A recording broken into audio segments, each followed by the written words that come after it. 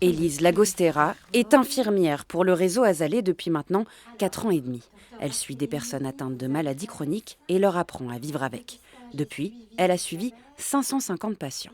En tout cas, la première chose à faire, c'est de comprendre ce qui se passe. Donc on commencera par expliquer ce que c'est que le diabète. Et puis ensuite, vous n'avez pas de traitement encore, donc on s'orientera vers l'équilibre alimentaire. Une éducation thérapeutique après une recommandation d'un médecin, lui aussi membre du réseau. Pour les patients, c'est l'assurance d'un suivi complet de leur pathologie. C'était quelque chose de primordial pour moi. Je pars du principe qu'en communiquant entre professionnels de santé, c'est important et ça évite la déperdition d'informations ou la mauvaise interprétation. Et ça, c'était important, et notamment le fait que tout soit sur place. Mais depuis plusieurs mois, un désaccord entre la Caisse nationale d'assurance maladie, seul financeur, et le réseau Azalée fait craindre le pire. Une nouvelle convention doit être signée. Problème, le budget alloué n'est que pour 1000 infirmières. Elles sont aujourd'hui 2000.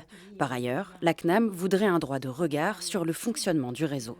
On a une façon de fonctionner qui est idéale par rapport à la prise en charge de nos patients. Nos consultations durent en moyenne 1 heure. Ce sont des consultations qui sont illimitées.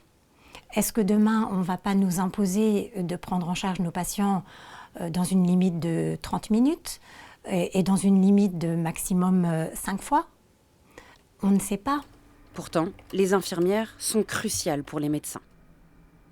On est surchargé de travail. Les infirmières Azalée, elles aident beaucoup, notamment dans tout ce qui est prévention, que le médecin généraliste, malheureusement, il n'a pas assez de temps pour le faire comme il faut.